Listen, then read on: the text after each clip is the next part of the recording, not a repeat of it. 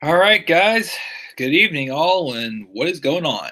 This is the Club of the Man 1993 coming at you for a special live stream. I try to do these little special live streams once a week, you know, Fridays later in the week, as you know, I'm usually This is the Club of the Man 1990. Shoot. I forgot to mute myself to see the live chat. Sorry about that. But so yeah, I've been trying to think of more topics to do like live streams for, like, anything basically I could think of. Had a few ideas, but keep this one simple for tonight.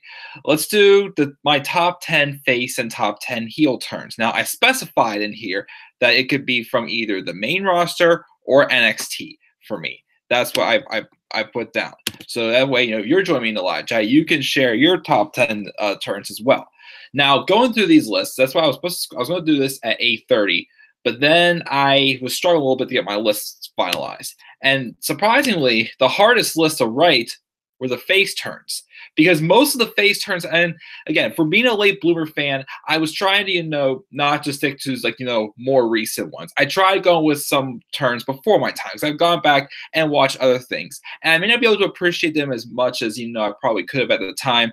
But to me, I still, thought they were great moments as well, and it helped me appreciate these wrestlers for the legends they are today. So I have a few ones from the past, and most of them are more current, recent as well. But I do have a good amount that are still in the past also at the time also that were very well done, I thought, in my opinion.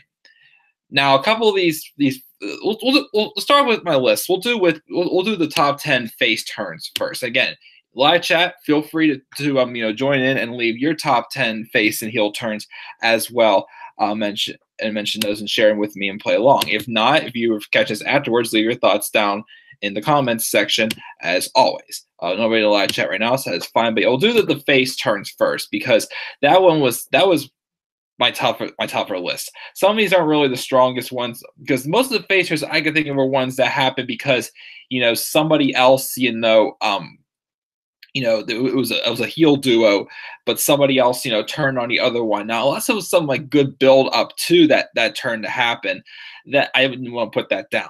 But there's one turn that briefly happened, but then the plug got pulled on after this person was injured. But I had to include it on this list. I felt that the few weeks this person was a baby face, it showed that how much more potential he has if the WWE would just pull the trigger on him and turn him face, because he has ran his course as a heel, and he's not getting anywhere else as a heel. So that's why my number 10 for my top 10 face turns is when Bray Wyatt briefly turned babyface back in 2016, starting the night after WrestleMania. Actually, the whole Wyatt family turned face the night after WrestleMania that year. So the League of Nations had a match. I think it was Sheamus and King Barrett taking on the New Day for the tag title, since they won their match at WrestleMania the night before, that pointless 4-on-3 or 3-on-3 tag match they had. It made up for afterwards having Austin, McFoley, and HBK coming out and taking out the League of Nations. It made up for that, but the match was just kind of just forgettable. It wasn't a WrestleMania worthy match.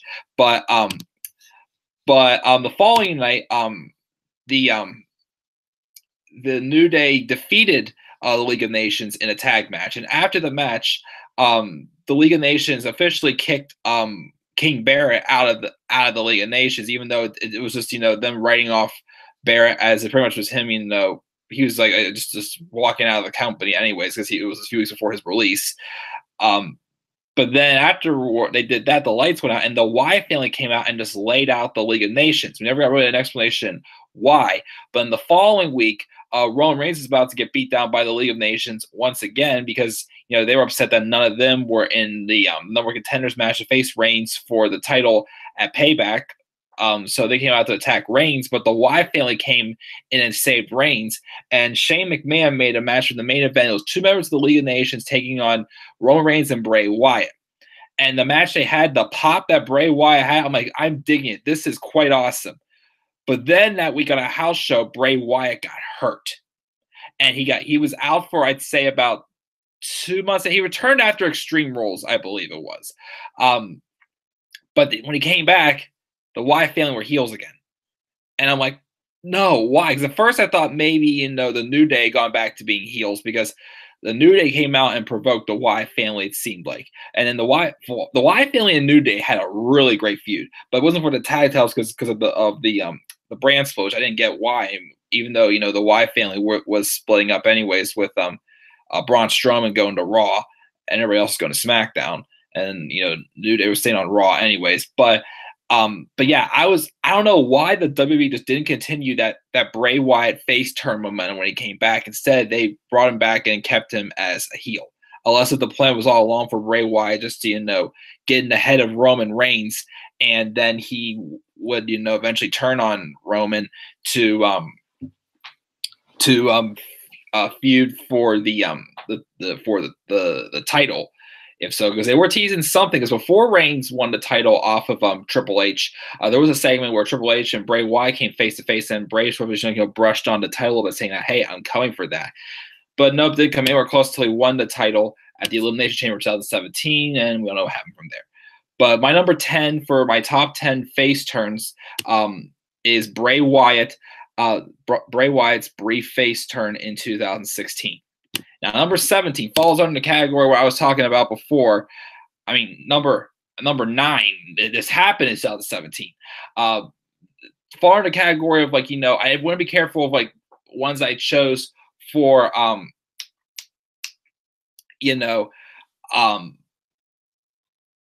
shoot, I forgot what I was going to say now. Ones I chose for, ones that turned face because, their partner turned on him who was already a heel. I want to make sure it was a good established, person that was on the verge of a face turn anyways. So that's why I gave it to this one. It's last year, February 13th, 2017, the Festival of Friendship happened. And so for a while, it was obvious that Chris Jericho, who had been a heel for about a year, that he was going to be turning back to being a babyface to feud with Kevin Owens. It seemed pretty obvious at the point. And it was built up too because Owens and Jericho, despite being good friends for 8 months, showed their cracks a few times here and there as well. And it finally came boiling to a halt whenever Chris Jericho pretty much agreed for Kevin Owens to have the match with Goldberg at Fastlane 2017. And after that, it seemed like, Kevin Owens was kind of upset with him and whatnot. So then Chris Jericho just wanted to have this festival of friendship in Las Vegas, which behind the scenes, Jericho and his writer Jimmy Jacobs put together that thing, get a phenomenal job, as that was one of the best segments of the year in 2017. I picked when I did the year in review awards video with my friends Daniel Gaiza and Robbie One Kenobi. I picked the Total Bellas bullshit lost footage because I felt that was a little bit overlooked. Because that was some really great stuff by The Miz, but I definitely think the Festival of Friendship is at least number 1 or number 2 for the top segments of the year last year. But so, anyways, there was, with how over and popular Jericho was with the Drink It In Man, the list of Jericho, always catchphrase. It's obvious that Chris Jericho had the momentum to be a babyface. So that's why I put this as a face turn. And Jericho wanted to throw the Festival of Friendship to show his appreciation for Kevin Owens. And Jericho came out. He was all into it, being David Lee Ross, pretty much. And then Owens coming out with this looks like, what the hell is all this on his face? He's like, I can't believe you do all this. Came out. Hey, first it was the art of Jericho sculpted in, man. That little, thing of them intertwining, the Guggenheim, wherever heck it was that Jericho made, and then the creation of Kevin, that weird looking painting of Jericho and Owens holding their titles, reaching their fingers out for each other, and then Jericho's like, you can take it, hang in your home, and Owens is like, you want me to hang this in my home? I mean, I can't do this, Chris. I mean, I have kids, you're not even wearing pants. And then there was Friendship, the magician there. And of course, Friendship with the magician didn't do a good job at the trick, didn't impress Kevin Owens. So Jericho put him on the list. And then he says that this gift I want you to present to you, and what's going to happen to you at Fastlane is I got your back as always. So I present to you Goldberg, and Gilbert made a one-off appearance for the night. So they beat down Gilbert. Of course, Owens did show sometimes that made me a little upset. You wouldn't be there for Goldberg, you bring out Gilbert, and Jericho's gets all serious, heartfelt, mentioned how, he's enjoyed working with him for the past several months, which, in real life, Owens and Jericho did enjoy working with each other. That was a really great story the two of them told, despite the fact that they kept facing Reigns and Rollins for like how many months, but still, they were still entertaining as heck. But Jericho got serious, mentioning, how, he did this all for him, like how much he really does mean to him and all that stuff. And Owens seemed like taking yeah, okay, I get it. This is all good, Chris. I thank you. It means a lot to me. And then he gave Chris a hug and he says, I actually got you a gift also. And then Jericho's like, I can't believe that you got me something. And Owens came back and he gave him a box and he opened it up. And Jericho's like, it's perfect. It's a new list. The old list is getting full. It's getting all battered. And I need something fresh anyways. And then Jericho pauses and goes, how come my name is on this? And then he lifts it up and we see on the back of it, it says the list of KO. And then Kevin Owens has this death glare in his eyes. And then Jericho turns around, sees it, and he's like, uh-oh, looks over. And then Owens just beat the living crap out of Jericho and pretty much power bombed him on the apron. And then he threw him into the Jeritron TV, or what I call it, pretty much just implying the same thing what Jericho did to HBK back in 2008 that may appear later on in this video. Wink, wink. that was a weird little wink I did. But yes, then Jericho would not return until he returned at Fastlane, and Kevin Owens thought he was going to outsmart Goldberg by taking his time, but then he was distracted by Jericho's return, and then Owens lost to Goldberg. He got pretty much squashed by him, as we pretty much expected that to happen. Because if Goldberg can squash Brock Lesnar, there's no doubt about it, he can squash Kevin Owens with how bad he was being booked as Universal Champion, anyways. But yeah, I gotta mention this though, because I recently have listened to an interview with Chris Jericho on Inside the Ropes, and he talked about that segment, and he mentioned how everything was good for that segment. Vince McMahon had some good ideas for that. On the day of the Festival of Friendship, though, Vince McMahon wasn't there, and he claims when that happens, a lot of people try to change things up when Vince isn't there. And the idea was they thought that the list of KO was too much comedy, and they wanted him just blindside and attack him.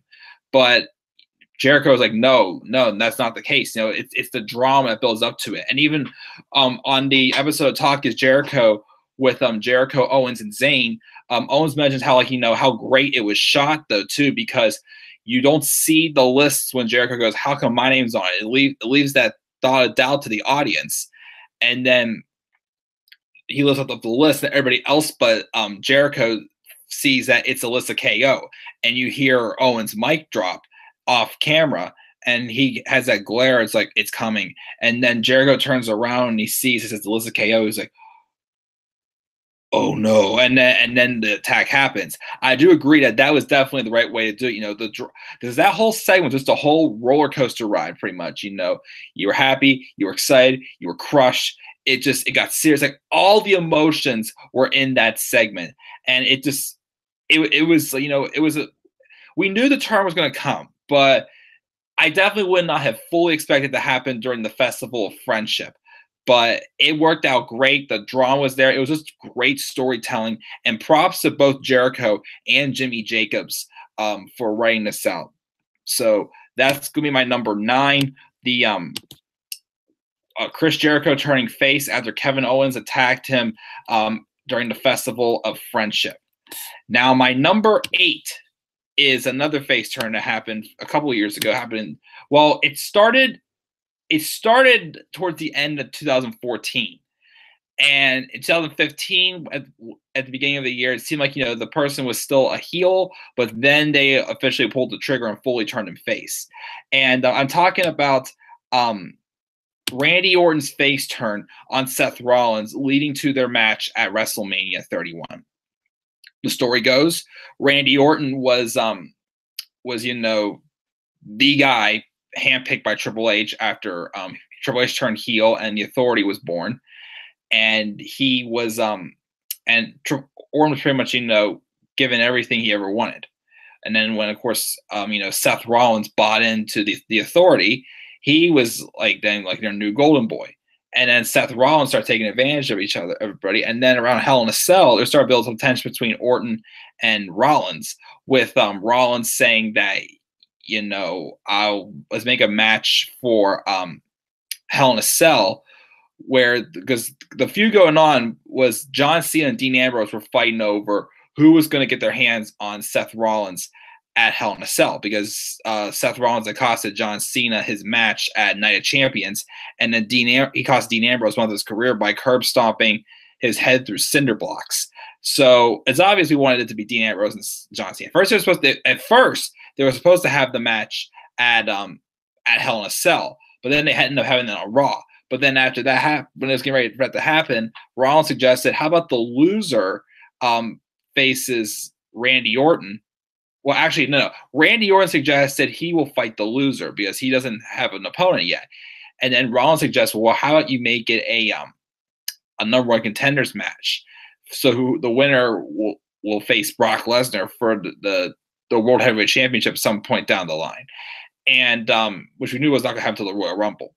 But Rollins pretty much wanted to set that up so that way, Orton could win that, so he could manipulate Orton. And since Rollins was Mr. Money in the Bank, he could cash in on him, because he was trying to prove, hey, I've taken your spot. I'm now the future. I'm now the face of this company, not you. And finally, Rollins made it obvious when he curb stomped Orton, the go home show for Hell in a Cell that year, and Orton lost a match to Cena at Hell in a Cell. And then, Orton made it obvious he was going after Rollins. So then it was like, okay, but, this is on Survivor Series where it was Team Cena versus Team Authority. The Authority needed both Rollins and Orton. So they had Orton and Rollins wrestle in a match on Raw. I think the first or second Raw after Hell in a Cell, just to let out some steam. And Rollins got a sneaky victory on Orton's. Rollins got a sneaky victory on Orton. And, after the match, okay, shake, we're good now, right? Yeah, we're good. But, of course, probably was not, because, Randy Orton has this little history of his anger stuff. And then he turned on Rollins and just started trying to beat the crap out of him. But the rest of the Authority was out there just, preventing him from doing so. And everybody else but Triple H was, just wanted Orton to be finished. But then finally, Orton's, realized, Triple H realized, he can't trust Orton anymore. He's like, just finish him. And Rollins curb stomped him into the steel steps, which pretty much meant just to write Orton off TV, because he was getting ready to go film Condemned 2. So that wrote Orton off TV. And for months, we didn't know when he was going to come back. There was rumors that he was dealing with a minor injury also, I heard. I think his return was a little bit delayed. Orton finally made his return, though, at Fastlane in a pointless, in Fastlane 2015, in a pointless 6-man tag match between it was Eric Rowan, Dolph Ziggler, and Ryback taking on a team of Seth Rollins, Big Show, and Kane. And then the heels won. Afterwards, they're trying to take out the babyface team. Then Orton returned. He got Kane and Big Show out there. He had RKOs on J&J Security, and he was trying to get his hands on Seth Rollins, and Seth Rollins hijacked and ran out. The following night on Raw, the Authority tried just to calm down Orton and try to get him to come back to the Authority, and he's like, all right, I'll do this. And there were times where it seemed like, was Orton going to stay loyal to the Authority or not? And it seemed like he was for the most part. But a few weeks later, it was a Raw in Pittsburgh. Because I talked about this in my top 25 moments video. I talked about how this was the same night where Bray Wyatt demanded an answer from The Undertaker. But in the main event of that show, I think it was the March 9th, which that's the case, so it's exactly 3 years ago today. The March 9th, 2015 episode of Raw, I believe it was. It was Orton and Rollins in a 2-on-1 handicap match against Roman Reigns. And earlier that night, I forgot what happened with J&J Security. I don't remember how they got out. They got thrown out. And then Big Show and Kane got in an argument, and they were, sent home or whatever it was. So during the match, the 2-on-1 handicap match, Rollins was about to tag in Orton, but Orton stepped back, And then Rollins is like, "What are you doing, man?" And then Orton was just like, I don't give a crap look on his face. Gives Rollins the double or nothing, pretty much. And then Reigns just speared him and beat him. And afterwards, Randy Orton just laid out Rollins in this big old-fashioned beatdown, just like giving him revenge for what he did to him back in the fall. He's like, "Shame on you. You think I was just going to let all that slide? You think for 1 second I would rejoin the Authority?" And he just laid out Rollins. And he revealed a week later that he knew he had to wait for the right time to strike and get the Authority away before he took out Rollins piece by piece. And they had the match at WrestleMania and the story going on from there. Definitely was not as strong though after WrestleMania, but the face turn itself was awesome. And also plus I got to witness the official full blown turn when it happened, the March 9, 2015 episode of Raw, when he just literally just beat the crap out of Rollins and took him out. What's up, the wrestling Talco? If that is how you pronounce your name, my apologies. What's up? Thank you for joining me in this live chat. But yeah, so that's my number 9 pick. Number 8. My number 8 pick, Randy Orton turning on Seth Rollins in 2015. So let's go to my number 7 pick. Now, number 7 is since last fall, I went back and watched all the WrestleManias, and I heard about all these events, but I had just wanted to witness them. Now, I did not get to watch all the history for this feud yet, and I definitely would like to, definitely. But my number 7 pick goes back to a turn that seemingly happened at WrestleMania 16. I'm not sure if it officially was happening at WrestleMania 16, but it seemed like it officially did. My pick is The Rock turning face after the corporation turns on him and pretty much make a handpicked Triple H.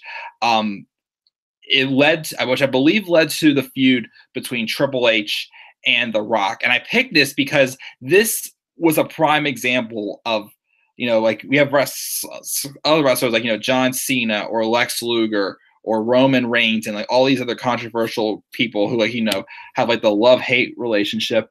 A wrestler is watching you live. Oh, awesome. Thank you. So those type of people who just need to go through another character change to get the audience to go over with them. And that's how with The Rock came in as Rocky Maivia. People didn't really like him at all. They weren't a big fan of him. They were saying, "Die, Rocky, die." He had turned heel. And then around this time, he was slowly turning babyface. And The Rock was still part of the corporation. He was like Vince McMahon's handpicked guy. Well, unfortunately though, for him, what happened was this should have definitely been just The Rock versus Triple H at WrestleMania, people say, but it ended up being the fatal 4-way with Triple H, The Rock, The Big Show, and Mick Foley with the McMahon in each corner. Obviously, it was Vince McMahon in the corner of The Rock, Stephanie McMahon Helmsley in the corner of Triple H, which I believe that was during the McMahon Helmsley era. And then Shane McMahon's in the corner of The Big Show, and then Linda McMahon's in the corner for Mick Foley. Thank you for the subscription, by the way. And we had, and then during the match, later in the match, when it came down, because Big Show and Mick Foley had a good amount of time in there, but a lot of the match seemed like it was mainly Rock and Triple H, which again, it's what a lot of people keep saying should have happened. But then Vince McMahon turned on The Rock, and Triple H won. That was during a time where Triple H went on his feud for several years of him having all this power and his advantage of being married to Stephanie, and him just getting everything he ever wanted, pretty much having all the power and everything. But yeah, it set The Rock though the turn face again, and finally get that strong baby face push that WWF, well, until turn to WWE, wanted to give The Rock when he was Rocky Maivia. So I put this one on the list. Again, I didn't experience this live, but just watching it back again, this is a prime example of somebody who was struggling to get over versus a baby face. He turned him heel, and then look what happened. He got over, he got popular, he found his niche, and then this was the face turn that got him going there as well. All right, see you later, bye. But yeah, so my number 7 is The Rock turning face after the corporation turns on him at WrestleMania 16. Number 6 is also one before my time. It took place in 2005. And I picked this one because I feel like, for being a late bloomer fan and only getting to see this guy having one brief run in the WWE Live, I did not really, I crapped on this person big time because I was not a fan of his run in 2014. But going back and watching some old, WrestleManias, Royal Rumbles, watching the SummerSlams, and other, like moments here and there as well as I've gone back to watch. This one was a really great turn that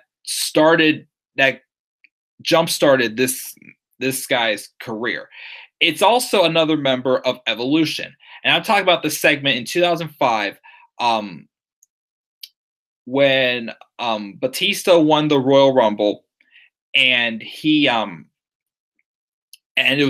and Triple H was just manipulating all members of Evolution. He already did it to Randy Orton, and like he was about to do the same thing to Batista. And Orton kept telling Batista, Triple H is just using you and not just to get what he wants. That's all Evolution ever been about. It's just whatever Triple H is doing. Don't you want to get somewhere else yourself? So Triple H is saying what's best for Evolution is you go to SmackDown and challenge JBL for the WWE Championship at WrestleMania. And don't stay on Raw as, I'll do my business over here. It'll be best for Evolution. Batista, though, finally having enough of this doing Triple H's bidding, wanted to do whatever he wants to do, wanted to teach Triple H a lesson. And on that episode of Raw, it was the whole thing where he threw down the Raw contract. He was holding up SmackDown, put up the thumbs up saying he was going to go to SmackDown, but then thumbs down like, nope. Pretty much catching Triple H off guard. He took out Flair also, and he Batista bombed Triple H through the table. And he's saying, I made my decision. I'm staying on Raw and I'm going to WrestleMania and taking this title off of you. And they put on a really, really great feud, Triple H and Batista. And it's one that is, again, it skyrocketed Batista into his, I believe, from 2005 till 2009. Till bragging rights 2009, but I believe Batista was a baby face, and he was one of the company's best baby faces. Like, I did not. Again, I picked this because, I feel bad because I really just thought Batista was just nothing but a piece of crap when he came back in 2014. But seeing, stuff from his run from 2005 to 2009 as a babyface, even his heel run after he turned on Rey Mysterio in 2009 to him leaving the company in 2010, like, that was a great run as well. I feel like I didn't give Batista enough credit. He definitely was one of the best 10 years ago. And he definitely was one of the biggest stars since the end of the Attitude Era and going to the Ruthless Aggression Era. And WrestleMania 21 was where he won his first world title, and his career took off from there. And then eventually led him to turning heel in 2009 and feud with John Cena in 2010, leading to him leaving the company. But yeah, this was definitely a strong babyface turn by him. Led to a really great moment for him at WrestleMania. He also wrestled Undertaker, and also, he's even mentioned several times that if he would like to come back to WWE just for one more, full-time run and work a program with Triple H, which I agree it should happen because, there's history there, and if it wants for him to lead to his retirement, as he's starting to feel like he is close to retirement from acting and everything in general, it would make sense. He left. The last time we saw Batista in WWE was on June 2nd, 2014. That day is going to be brought up later on in this video, in this live stream as well. The night that Batista, mentioned that, he has not gotten his one-on-one match for the WWE Championship yet that he was promised and even earned at the Royal Rumble pay-per-view. And Triple H was not going to give it to him because, no one's getting anything until their stuff was taken care of with them trying to destroy the Shield, which they ended up succeeding later that night. But once again, we'll talk about that a little bit later, probably by the end of this video. And then Triple H just ripped on him saying, you're not going to get anything you want until we get this figured out. And Batista goes, I understand. And I quit. Waving goodbye. So the seeds are planted there. A program with Triple H is definitely necessary to happen. The thing is, it doesn't like WWE wants to really do it, though. But he is willing to come back for one last full run. But he's also mentioned, too, that he doesn't he misses wrestling, but he doesn't quite miss the company because he really thought the company went just a complete different direction once they turned into the PG era and whatnot. And he feels like, it just wasn't the same again after that. But yeah, I put this one down when Batista, my number 6, when Batista turned on Triple H on Raw in 2005, and that's what started the birth of his, long babyface run that made him into the big star he is today, and probably a future Hall of Famer as well. So props to you, Batista. Number 5, let's go back to 2014 now. We're just talking about them. But my number 5 was a face turn by a stable that we also briefly talked about also, that I kind of did not expect. Well, it seemed like it was somewhat happening because they were feuding with the Wyatt family, but this team fully turned face when they started feuding with the Authority.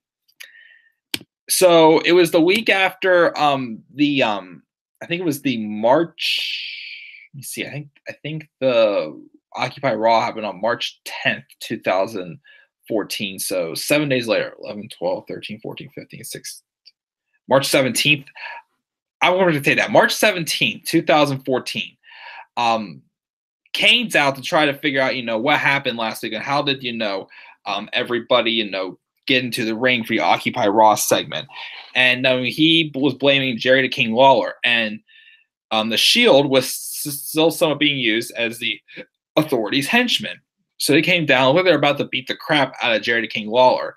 And they're mentioning how, the Shield's going to have to do its best for business right here, whatnot. And they turned around and they stared down Kane. He's like, guys, what are you doing? Like, you're just, you don't know what you're doing here. What are you guys doing here? And then they took out Kane. I'm like, what's going on here? So then they were still on good terms with Triple H and, the rest of the Authority. But with Kane, like, they were just, not getting along. And of course, New Age Outlaws were around at the time for a brief run.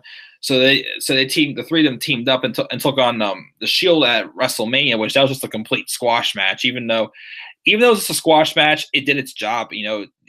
This face turn was meant to make the Shield look like the strongest 3 guys in the company, because as they were getting ready soon to split them up.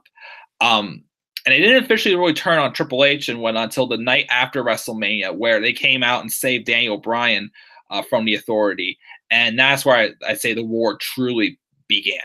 So, I mean, I give this face turn higher up because, it was one of those turns I felt, it needed to happen before the Shield officially broke up. Because, it was obvious they were the hottest faction going on at the time. It was right before Bryan also had his neck surgery. So, they were like the next, big thing going on in the WWE. For me personally, at least it was. And we had and then we had them feud with Evolution, which is one of my favorite feuds of all time personally. That feud, Shield and Evolution, leading up to the Shield eventually breaking up. But you had to get them as hot as they were, as popular and as strong as they were before you split them up, because they were pretty much just on top of the world. That making that turn happen meaningful when it came. And we'll talk about that turn, as I keep mentioning, later on. It says on my number 5. Number 4 happened one of the earlier WrestleMania. I cannot remember which one it was in the end. Don't judge me. But it was, I think, the match with Savage and Warrior, the career threatening match. And so we all know the story how years earlier, Savage had been rude and somewhat abusive to Miss Elizabeth, especially whenever seeing that there was some going on with Hogan and Miss Elizabeth, leading to Savage and Hogan having their feud at WrestleMania 5. I gotta say, I gotta refresh my memory, go back, watch some more of those WrestleManias again. So for a while, Savage and Miss Elizabeth were split up, and it was Savage and Sensational Sherry. Well, when Sherry seemingly turned on Savage in that career-threatening match against Ultimate Warrior, Miss Elizabeth was shown in the crowd. And it was just one of those emotional things where it's like, everything they had been through together. They showed, Elizabeth showed, she still loved Savage. She came running in and took out Sensational Sherry, and Savage and Miss Elizabeth reunited. It was just a very emotional moment, a WrestleMania moment as well that was very unforgettable. and again, I didn't experience it live, but it was definitely one moment that I enjoyed going back and watching. So that's why I had to include this on my list here at my number 4 moment. Savage and Miss Elizabeth reuniting at WrestleMania. I can't remember if it was WrestleMania 7 or 8, one of the two. Remind me though, please, whenever you get the chance. If anybody's watching this, my number 3 is also from years back. Also, this probably could be number 1 on most people's list, but for me, since I didn't experience it live, it's my number 3, and it's the most famous, probably the greatest double turn of all time. Stone Cold Steve Austin and Bret the Hitman Hart at WrestleMania 13.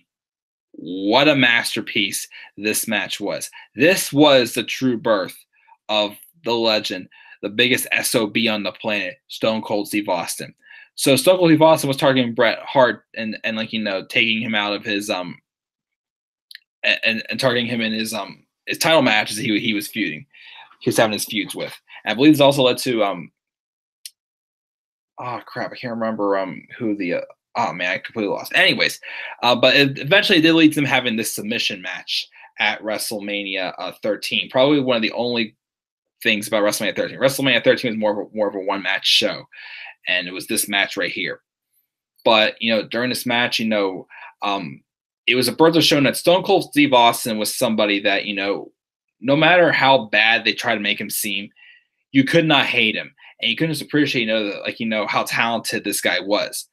And these two just beat the living crap out of it. It was a brutal, bloody match. And then that ending, that classic ending, was Stone Cold Steve Austin being put in the sharpshooter. All that blood coming from his face, just refusing to tap out, just doing whatever he had to do, was causing the crowd to just, love Stone Cold Steve Austin a lot more than Bret Hart. And the crowd would start cheering for Austin and start booing on Bret Hart. Hart got Austin to pass out, and after the match, Austin, who this was in 1997, so this was leading to Austin Hart eventually, leaving WWE with the Montreal Screwjob and going to WCW, and Hart started, attacking Austin after the match. Just classic double turn, and it was just the beginning because the year before Stone Cold Steve Austin was the ringmaster, which he was still good, but the gimmick just sucked. But Stone Cold Steve Austin, though, his career took off big time after this, making him one of the best baby faces of all time and one of the greatest of all time. Again, despite the fact later at SummerSlam he suffered that neck injury that hampered him, and he was only able to wrestle so much at a time. But this is just the epitome, the birth of the Austin era and the Attitude Era as well. And I could not pass it up to not leave it on this list. So that is my number 3 for top 10 face turns of all time. Stone Cold Steve Austin and the Bret Hart double turn at WrestleMania 13. My number 2 is from another one of my favorite wrestlers of all time. Somebody who I got to witness his final match that I did not know that day was going to be his final match because it happened at the Royal Rumble of 2014. My number 2 pick is CM Punk's slow face turn in 2011, the Summer of Punk, when Punk cut that amazing pipe bomb. We all knew that, in a few weeks on July 17th, 2011, his contract came to an end. And he kept saying he was going to be leaving afterwards. He wanted to leave with the WWE champion. And in real life, too, Punk wasn't sure if he really wanted to resign because he felt, he was being underappreciated and whatnot. He wanted to show the company that he was all that he said he was. He really was the best. And if they didn't believe that, then fire him. Tony Lee, what's up? Bret is one of the best. Definitely. I agree, man. Thank you for joining me in this live chat. But yeah, CM Punk, the famous pipe bomb, just crapping on the company and pretty much saying, everything that, we would all believe, just dissing on John Cena, saying, I don't like that idea how you're the best. The only thing you're better than me is kissing Vince McMahon's ass and whatnot. And then Punk was the heel, but the crowd was loving it. And it was causing Punk to slowly turn face and get a lot over. And then a few weeks later, that contract signing segment with Vince and Punk, that felt as real as that could get as well, with Punk just pitching everything he wants. He wants his face on these turnbuckles. He wants knives, spoons, forks, cups, his own jet.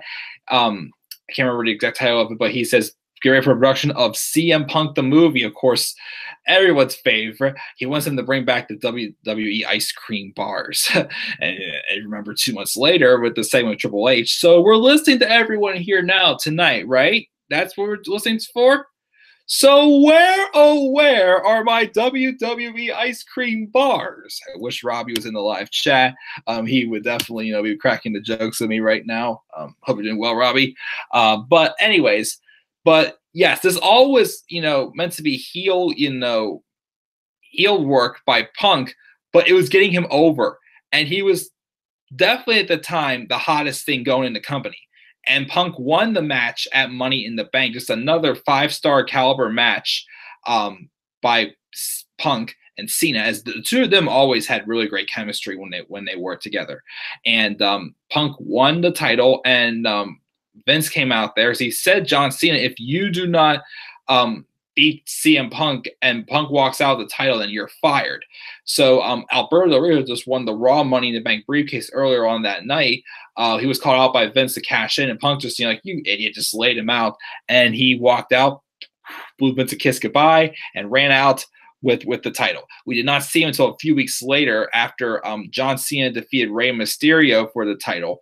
CM Punk returned. It was like a whole new look, new theme music, new design on his t-shirt and everything.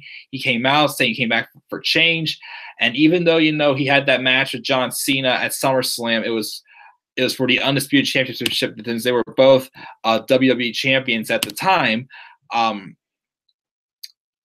We had it was still treated as like a face-on-face feud, pretty much. Because after that, when Punk won the title, despite the controversial finish with Triple H being the special guest referee and not seeing Cena's foot on the rope,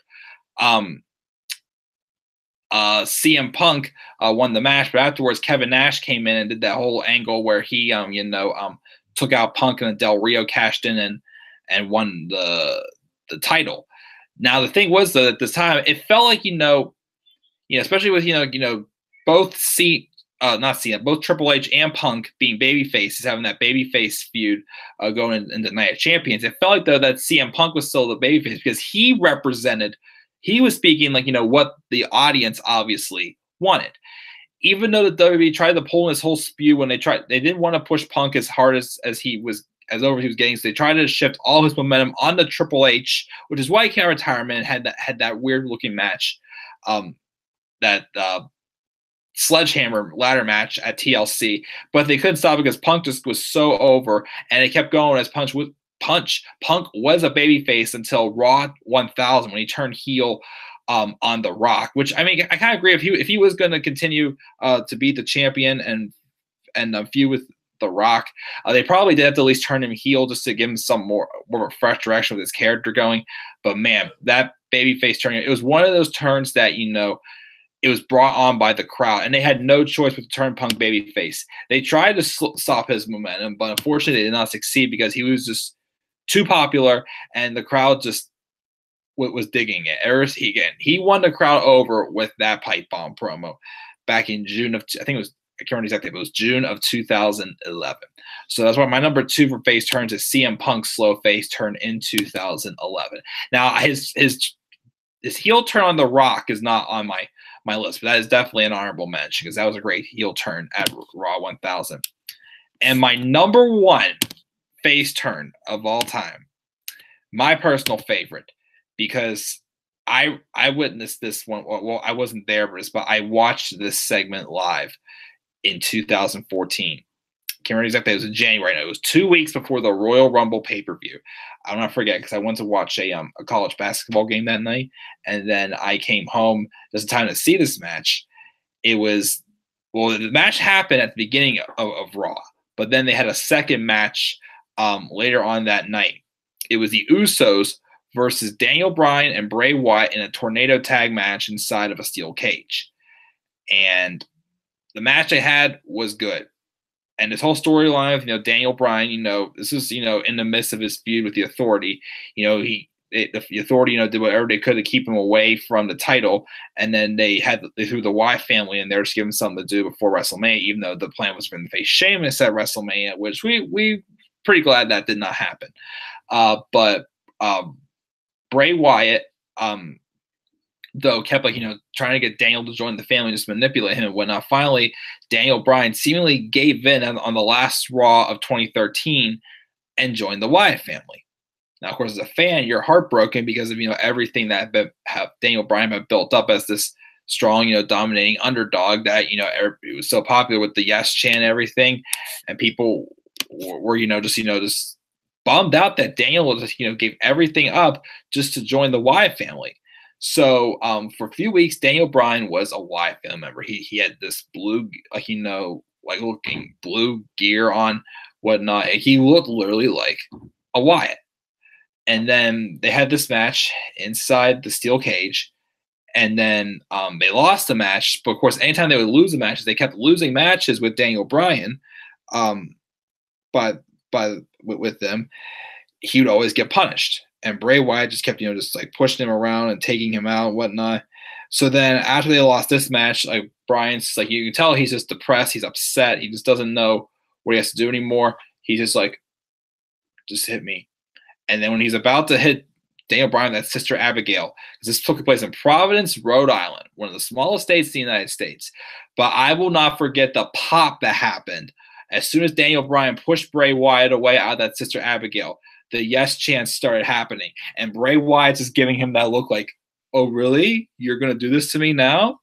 He's like, you're just, you don't know what you're getting into if you're really doing this. And Daniel Bryan's sitting like, he's just like, he just looks defeated. He's just like, yeah. And then Bray Wyatt, though, is just staring him down. It's like, come on. You want to fight me? Come on. Bring it to me, Bryan. Hug me, big man. Come on. And he gets up and starts screaming, you're a coward. You're a coward. And then he turns away, just like shakes off and fixes his pants. And he goes to run in just to punish Bryan.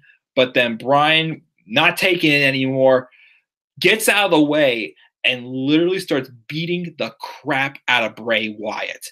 Myself, back at home on my couch, the whole arena in Providence, Rhode Island was erupted as Daniel Bryan, who had been looking for the right opportunity to get his hands on Bray Wyatt, as he talked a week later when he was back as his own self, mentioned that he did what he did because he knew first before he could defeat Bray Wyatt physically, he needed to defeat him mentally. And the right opportunity was inside that steel cage where Harper and Rowan could not get in, because remember for that match also, the rules of the match were, the gate was locked shut. If you wanted to escape, you had to crawl over. You could not go out the door. So Harper and Rowan weren't in the cage. They couldn't get in there because it was locked tight shut. But then Daniel Bryan just literally just like went nuts and beat the living crap out of Bray Wyatt. And again, myself at home, the crowd, I'm sure a lot of people over the world just erupted. And he just literally laid it into them. And then Daniel Bryan just took off the Wyatt gear, and underneath was his own gear. He just threw it in Bray Wyatt's face, continued doing the yes kicks and just taking him out.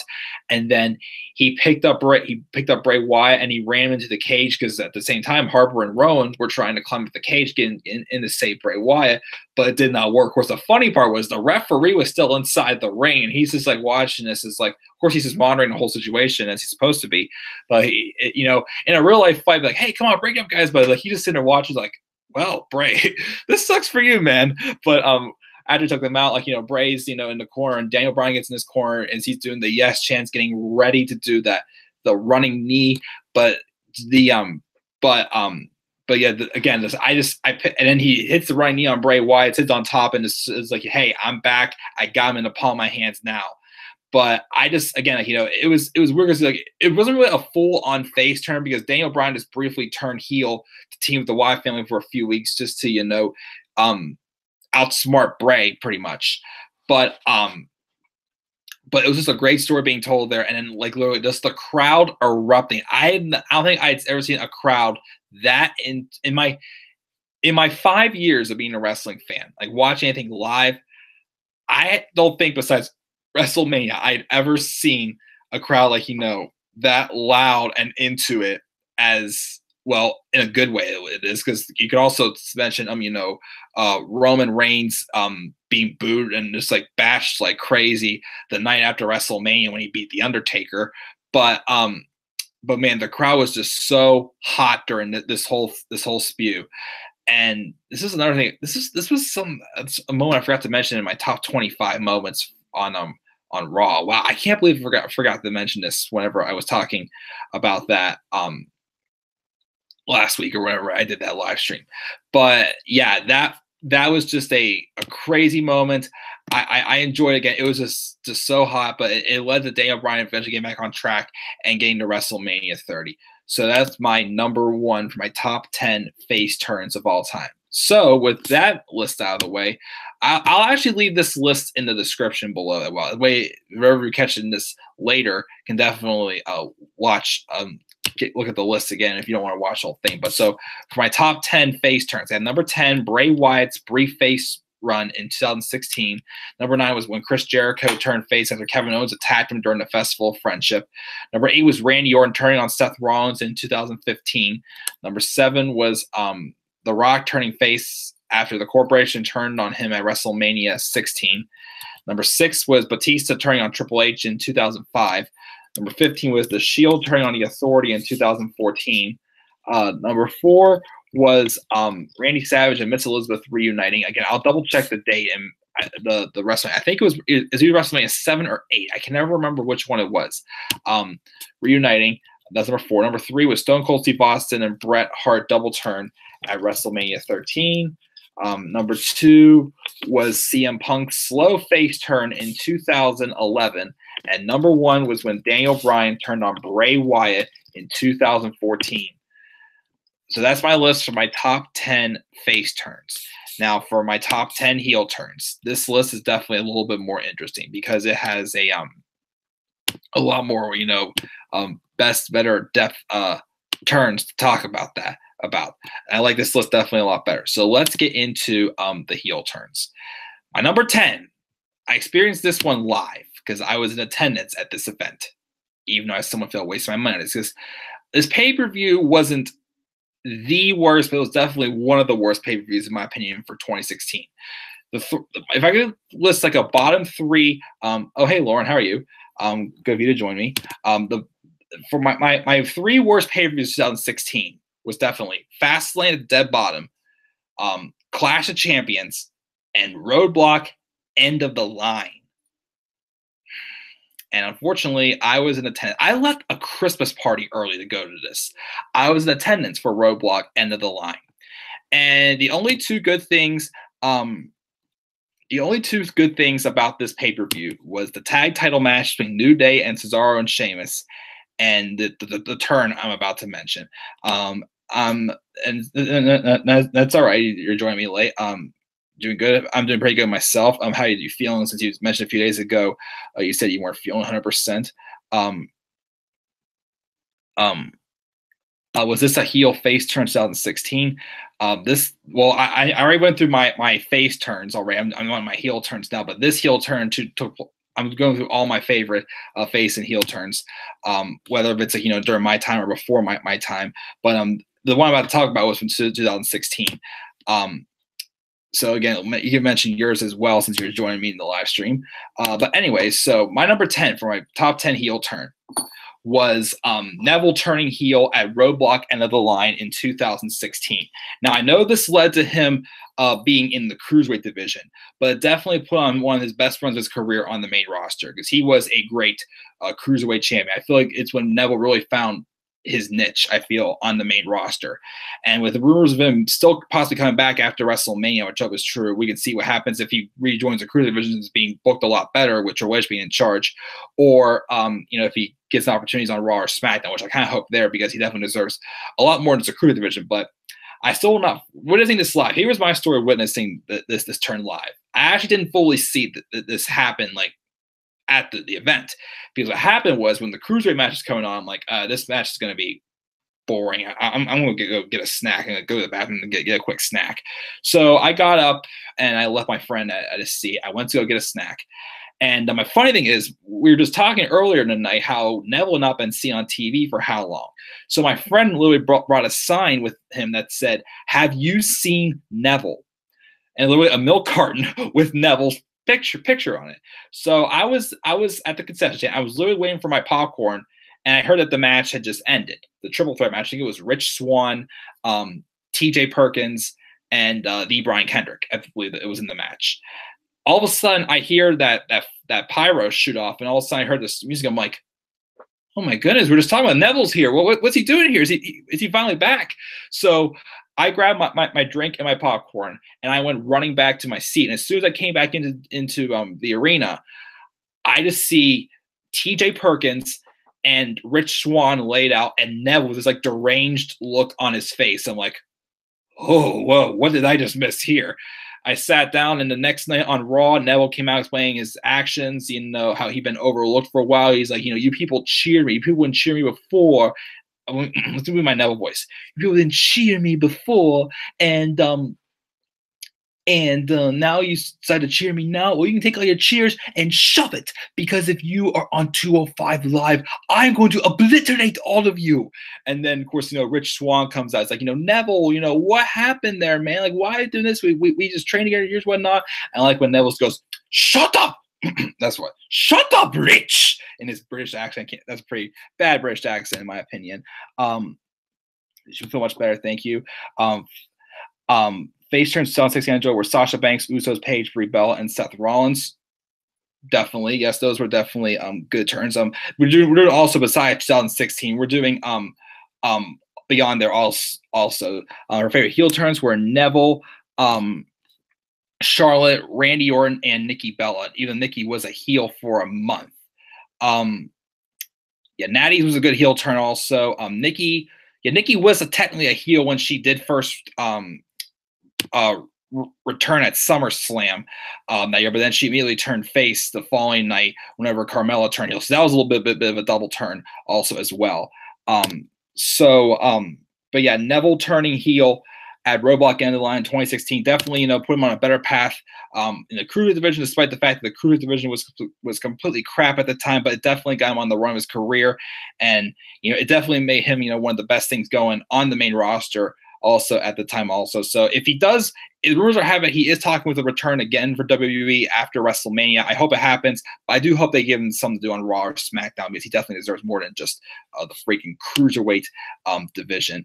So yeah, number 10 is when Neville turned heel, Roadblock End of the Line. Now let's go back. Now again, Lauren, before we continue on, as I mentioned also, these are turns that happened even before I started watching also, so that I've gone back and watched also. So there are some on this list that were before my time also that I experienced as well. She said, I wish Neville could return. I definitely wish he could return as well. Again, if he feels though that, this isn't the right thing for him, I totally respect that though, but I would love to see him come back. But yeah, so my number 10 was Neville turning heel at Roadblock End of the Line. My number 9 heel turn, my favorite heel turn of all time. I put this one on my list because this was somebody I do not really appreciate that much anymore. I feel like this guy just has been nothing but like a jobber most of the time in his run with WWE. He's been around for quite a long time. But his heel run, though, in 2011 was pretty darn entertaining. I did enjoy it. And I'm talking about R-Truth turning heel on John Morrison in 2011. When he turned heel, when John Morrison challenged R-Truth for his spot in that triple threat steel cage match at Extreme Rules that year. And John Morrison, another guy who was very underrated, beat R-Truth, and afterwards R-Truth just snapped. And at first, he's able to get his composure together. Like, I'm good. No, I'm not. Boom, and just beat the crap out of Truth. He hit him with like a water bottle. He smoked a cigarette inside the ring, and he came out the following week saying, you guys, I've always enjoyed, me rapping and dancing and whatnot.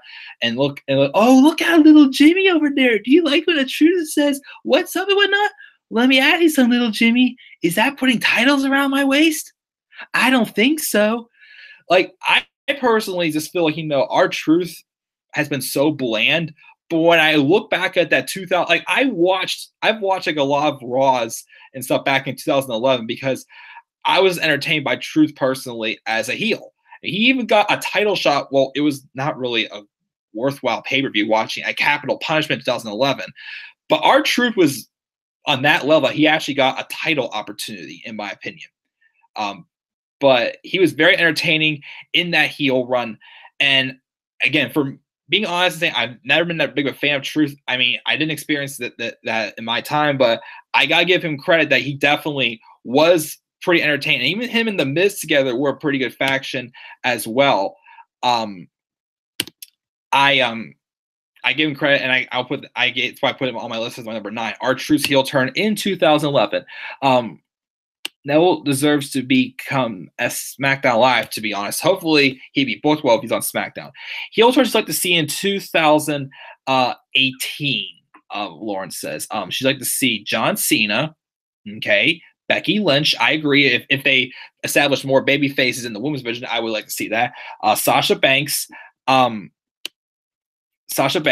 Yes, definitely. Dean Ambrose.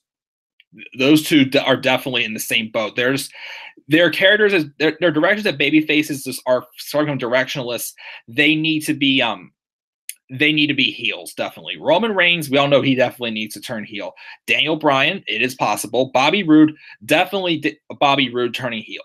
Kurt Angle, as a heel general manager for Raw. That'd be interesting. I definitely would be interested to see him being a heel general manager. Face turn, she'd love to see. Nia Jax, definitely think that's coming for her with a match with Alexa Bliss. Alexa Bliss, which I do agree, that could happen. Alexa Bliss being a babyface, I feel like that her run as a heel is starting to, run out of options. And with her being multiple-time women's champion as a heel, it might be time to maybe consider turning her face. The Miz, not sure. I mean, I like The Miz. I personally feel though he's more suited though to be a heel, but if they turn him face, I give it a chance.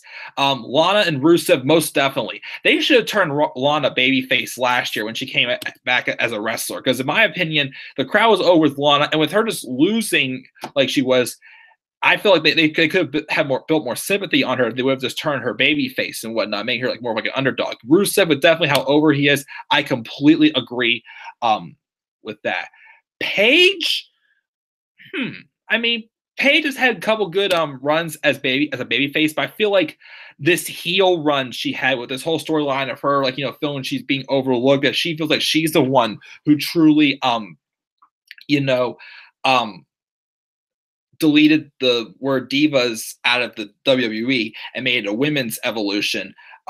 So I feel like, her being as a heel definitely, has a lot of mileage still to go with this whole storyline, but I still feel like she would still be treated like a babyface with the crowd.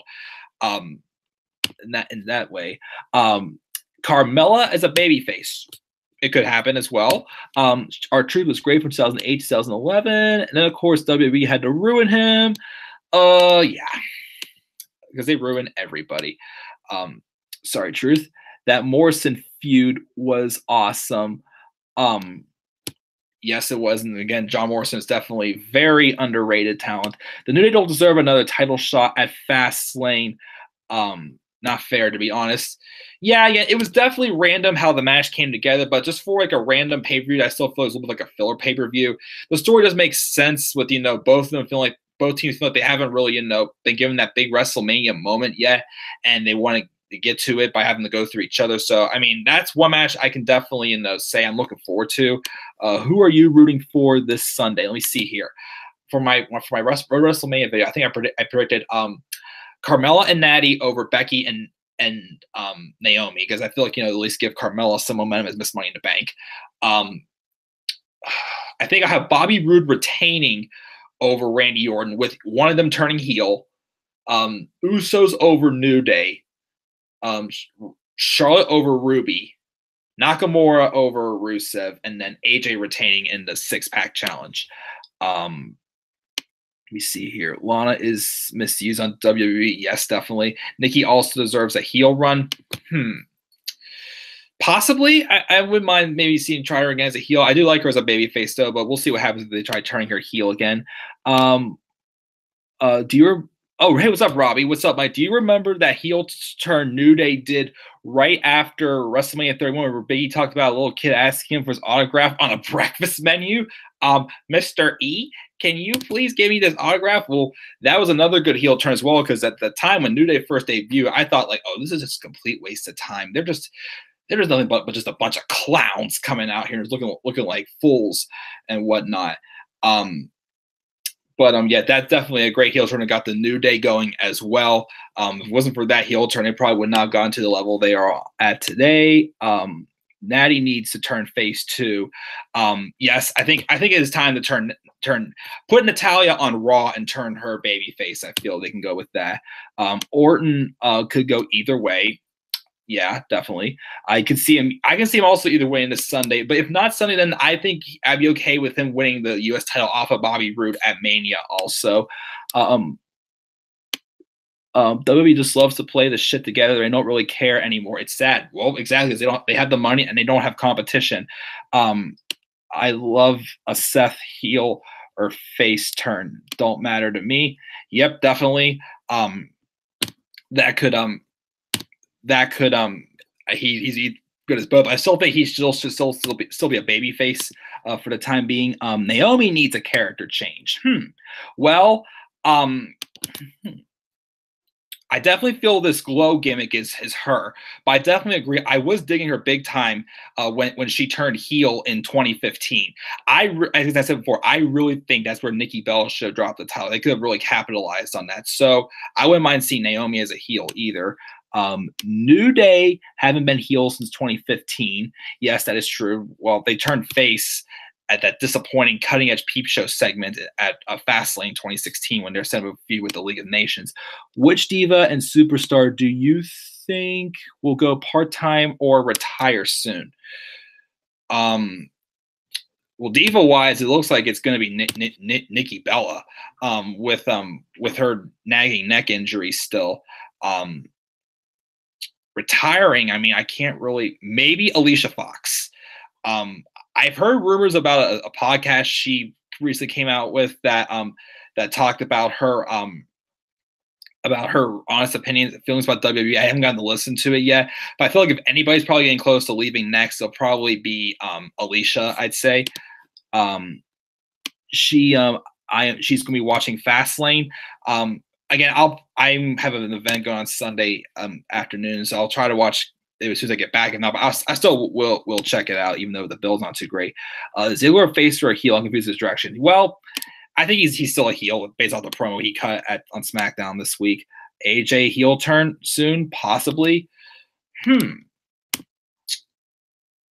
Maybe it's possible. I feel like he's too over, but I would not rule it out.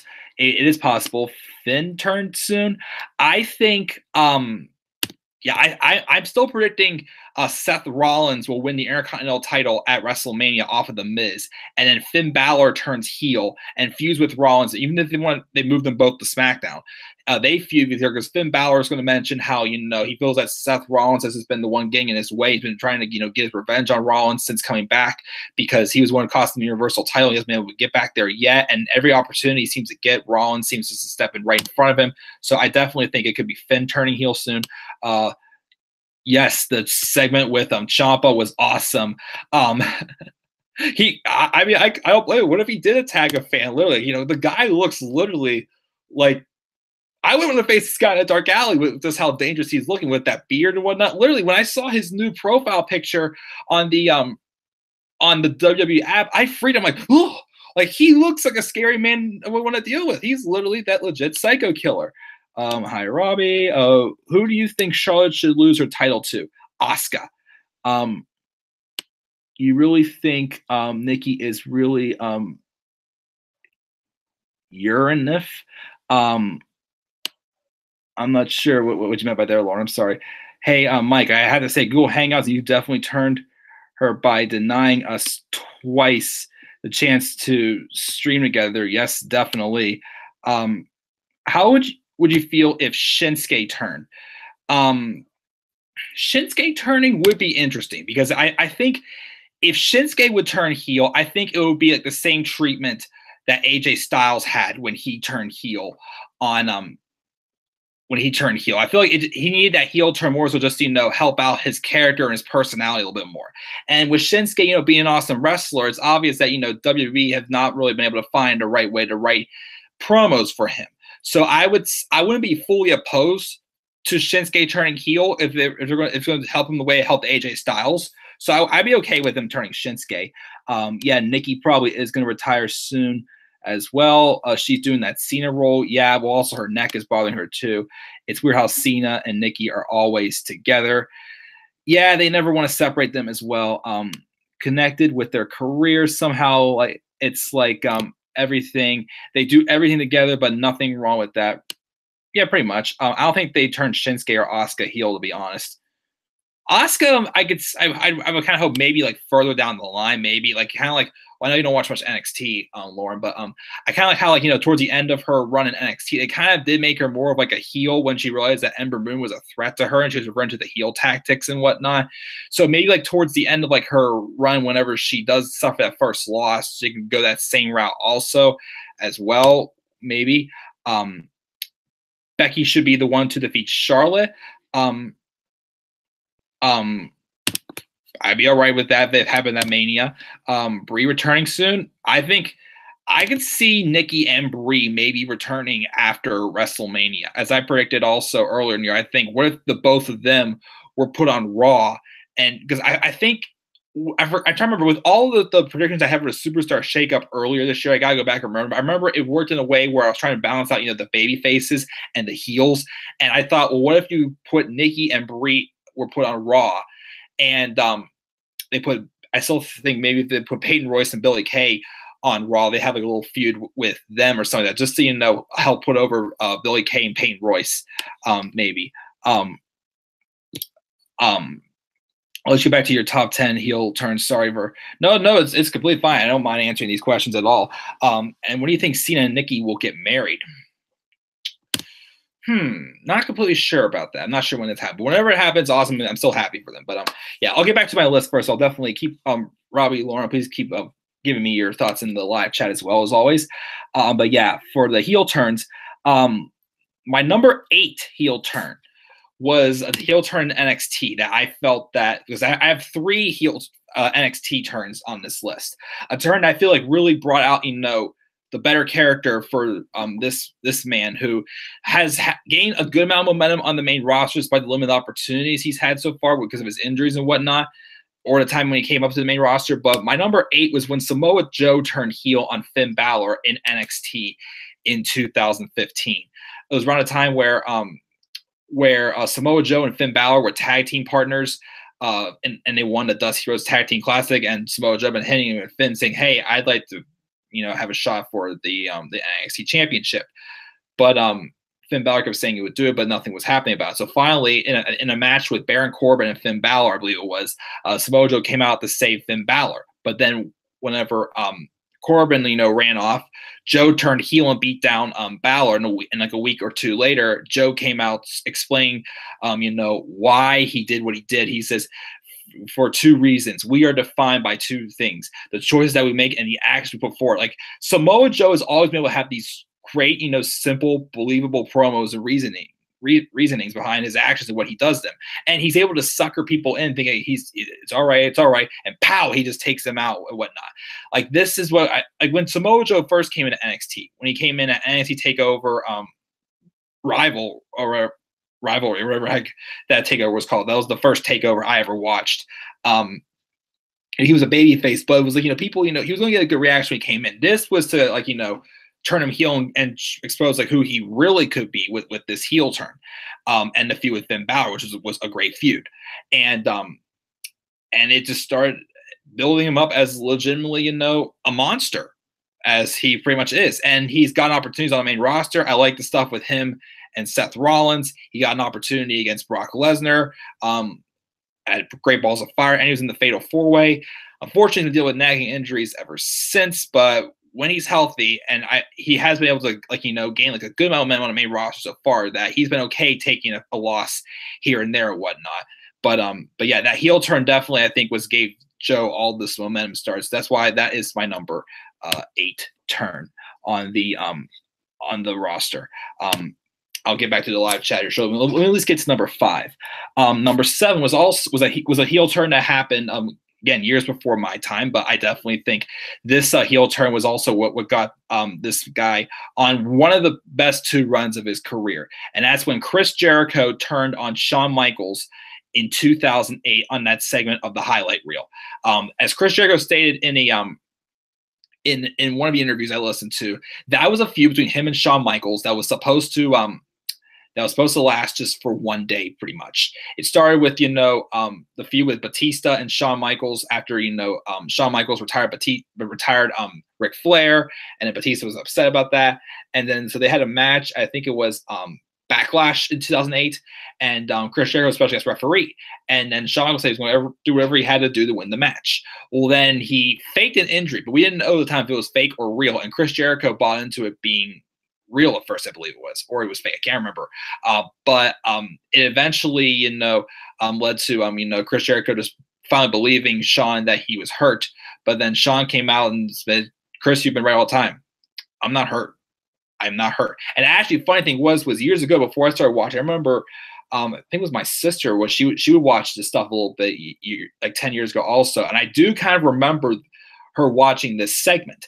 And, but she doesn't watch anymore. But I remember the segment happening. I do remember Shawn going, "Chris, I'm not hurt," and it led to that match they had at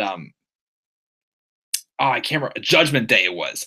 And then that was supposed to be it, but then they decided to go further with this. So then people, they weren't going to turn HBK heel because nobody was going to boo Shawn Michaels. So they decided to turn Jericho heel for us supporting a liar, pretty much. And that heel turn happened when Jericho threw Shawn Michaels through the Jeritron, and they had that great feud going for several months, ending with the ladder match for the World Heavyweight Championship at Unforgiven, I think it was again. But yes, I mean, definitely, a feud that I definitely enjoy going back and investing in 2008 as well. Definitely one of Jericho's runs in WWE as well. That in 2016.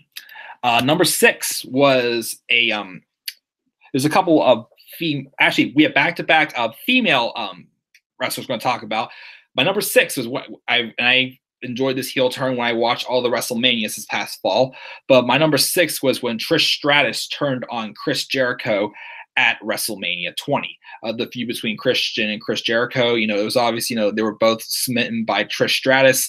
And, I'd also read that, Trish Stratus had claimed that originally the original plan was for, just have Chris Jericho win and they were going to go off into the sunset and everything was going to be fine. But instead that all backfired when Trish Stratus Vince suggested Trish turning heel, because for the longest time, Trish was just, came out as a valet to Vince McMahon. And she was transformed into, a wrestler. And then for the longest time, she's a babyface. It's like, we need to throw some type of a swerve here where you wouldn't see this coming at all. So Trish agreed to it, and she would be paired with Christian. It would be Tristan. And it would also give something fresh for Trish Stratus to do as well in her career as well. So when this turn happened after the match, Trish slapped Jericho across the face, went to the stage and started making out with Christian. And again, it just led to, another new avenue for Trish to have like a fresh time in her career as well. So that's why I put that as my number 6 on my list, when Trish Stratus turned on Chris Jericho at WrestleMania 20.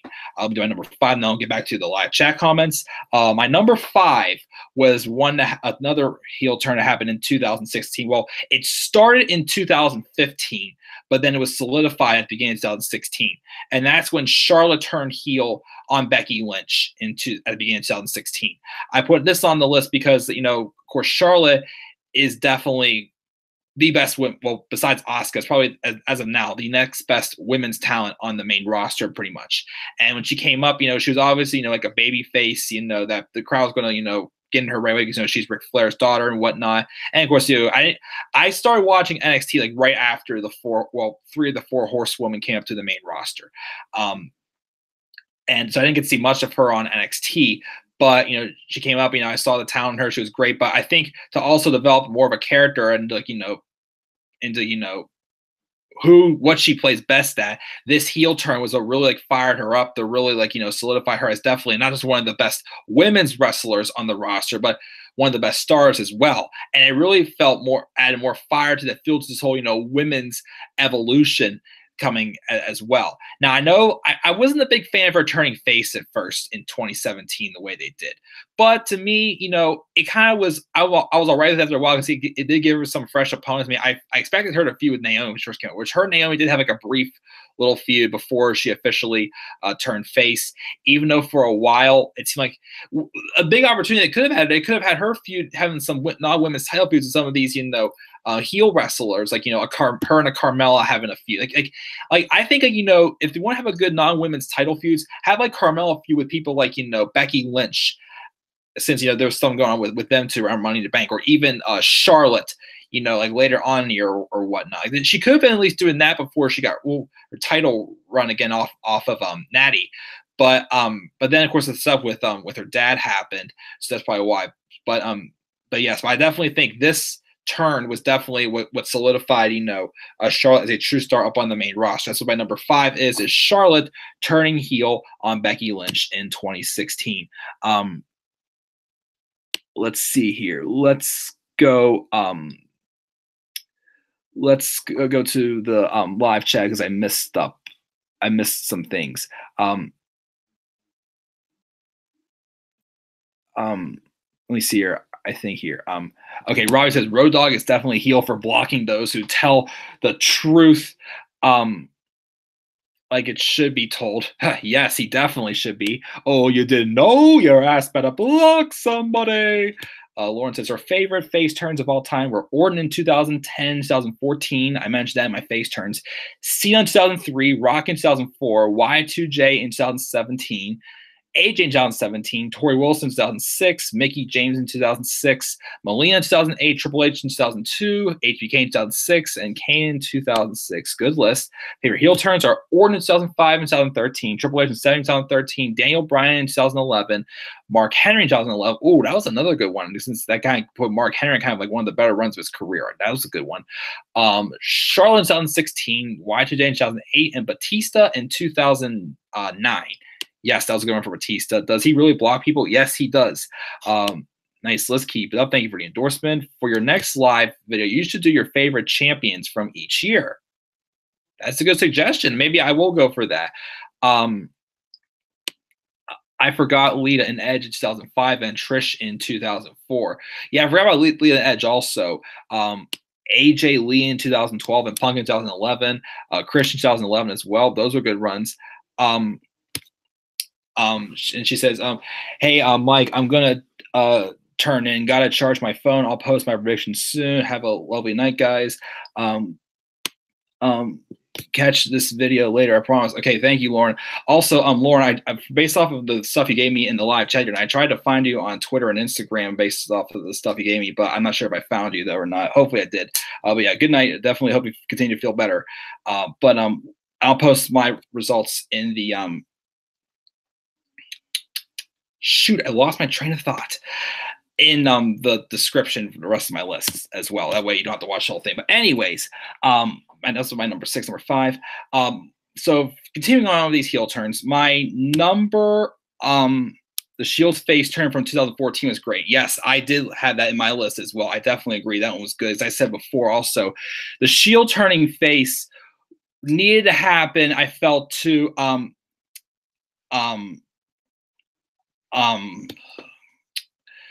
the Shield turning face. Hold on, let me take this in really quick.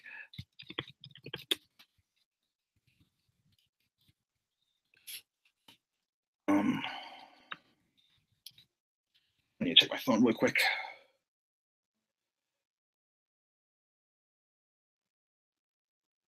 So yeah, sorry about this, guys. I keep forgetting my Instagram.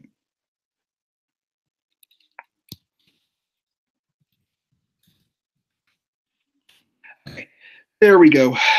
I got that taken care of. All right. Anyways, but yes, as I said before, just since you guys missed it, the Shield turning face, I felt in 2014 was necessary to build up their make them feel like the hottest thing going, to make that heel that split by them feel very important and feel like definitely heart throbbing. I'm not saying like heart throb, but make it really felt as well. And then Seth turning heel. Well, Haven't gotten to that yet on this list, but we'll definitely talk about that. Yeah, we're just exchanging some social media info in the live chat. Sorry about that, guys. But yeah. So, anyways, but yes. So definitely, those are definitely good. We're good with good face and heel turns also with the Shield and Seth Rollins. But yeah, we haven't talked about that one yet for my list. But we'll get that soon. But number 4 on this list, Night Lauren, definitely talk to you later. Robbie, hope you can stick around, man. Robbie, I did make a reference to you earlier because I was talking about my number 2 for my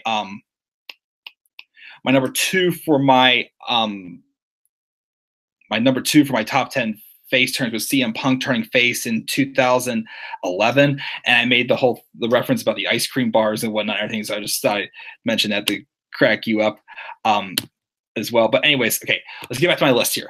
Number 4, AJ Styles blindsiding John Cena in 2016. Did I not see this turn come? I did not see this happening at all. It really took me by surprise, but I loved it. I was just all for it. So the story was AJ Styles came into WWE in 2016. He feuded with Chris Jericho, and Chris Jericho even mentioned how that feud. At first it was just gonna be just a one-off match. We're gonna have night after the Royal Rumble, but then he's like, "Well, I'm not doing anything as pay-per-view," because at first Jericho mentioned he was supposed to come back and he was supposed to face Dean Ambrose at WrestleMania. That was a plan, which probably explains why they had Chris Jericho come back at Night of Champions 2015 and kind of turn on Roman Reigns and Chris and Dean Ambrose during their match at the Wyatt. He was their surprise tag team partner for that match.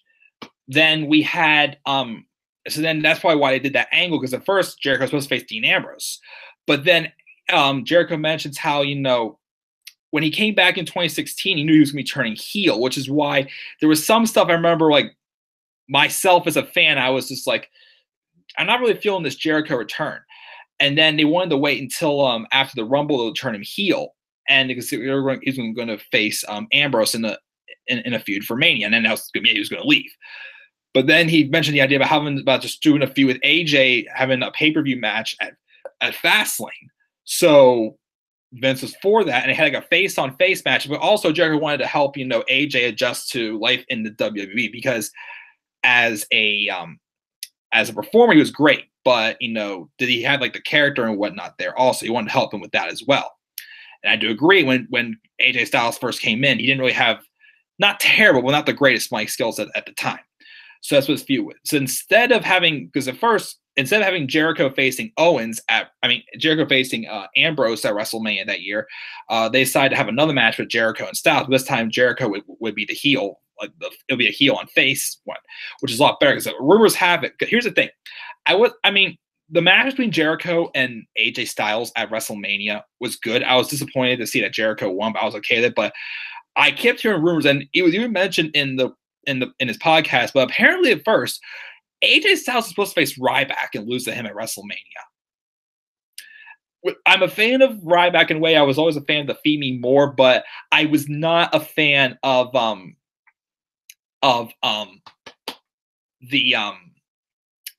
they booked him. And definitely AJ losing to Ryback would have definitely soured me big time. So the plans were changing, where AJ feuded with Jericho, and then Ambrose would face Brock, and then Ryback would face Kalisto for the U.S. title. But anyway, so that happened, and then he won the number 1 contendership to face Roman Reigns after WrestleMania, but then he lost there both times, and then he lost his Money in the Bank qualifier match to Kevin Owens, and then AJ's like, I'm in a rut, I'm not sure what to do. And then Gallows and Harrison came around at the time, but AJ kept saying he didn't bring them in he was not the one who was telling them to do everything that they were doing, but they would still team up with him in matches. But he kept saying, I'm not bribing them to do things. He was still acting like a baby face. And then when John Cena returned, he had been out since, this is around the time when Cena started going on his hiatus for his movie career. He was supposed to come back on a full schedule when he returned at the end of 2015, when he had that match against Del Rio. But then, literally, right as that happened, he tore his rotator cuff, and he was out until the Memorial Day episode of Raw, which gets to this episode. John Cena's saying how he's back on Raw, and there's this whole new generation, but they have to go through him first, though. AJ Styles came out, and there's a great pop between when it came out, the AJ Styles, let's go Cena chance. It was going nuts. And then AJ was like, I respect you. I've been waiting for this moment, John. First, I just want to be the first to say, welcome back. And like the week before, Styles finally told Gallows and Anderson that this isn't working out. You guys are just constantly getting in my way. I need you guys to leave me alone. So I thought, okay, that's the end of them. And maybe I thought maybe they would pull the trigger on a Roman Reigns heel turn and have a Roman team with Gallows and Anderson and something like that. That was like, big fantasy booking like a couple years ago for me. But we had Robbie says, where are my Zelina Vega ice cream bars? Yeah, where are those ice cream bars, I shall say. Anyways, but so Gallows and Anderson do come out. And they pretty much said the last thing want to do is suck up the John Cena. They said a couple times, I can't remember exactly what it was, but it looked like we were about to have a tag match with AJ Styles and John Cena against Gallows and Anderson. So Cena does this whole thing, AJ's all set for them to come in. AJ's all set. Cena takes his cap off, throws in the crowd, takes his shirt off, throws out. I'm like, okay, let's do this. And all of a sudden, Styles just nails Cena in the face out, and I will not forget. It was one of those moments of like, oh my God, like what? And then they team. Like, I did not expect Styles to reunite with the club and try to take out Cena, but it was an awesome moment. He just literally was just beating the living crap out of Cena. And it started up the whole hashtag beat up John Cena thing, and I'm just like, oh my. What? I was shocked. Like, I didn't think they would go the route. But I'm like, this is so awesome, though. And they're walking away, but then Styles kept running back because he just didn't have enough. He just wanted to literally just beat the ever-living crap out of Cena. And it was just it was awesome. And I still think, AJ Styles, no doubt about it, was a heel, but fans still cheered for him. And that's why I would be okay with them turning Nakamura heel to do the same thing to him, just to heat him up on the mic, because this just lit the fire under AJ Styles, and it helped him with his promos a lot. It led him to beating Cena clean at SummerSlam. My goodness, still one of my favorite matches I have seen to date in WWE. It was awesome. It was just really awesome. An awesome moment, and it helped light the fire under AJ Styles to get him going in his career as well. So I really, really, really enjoyed that feud. But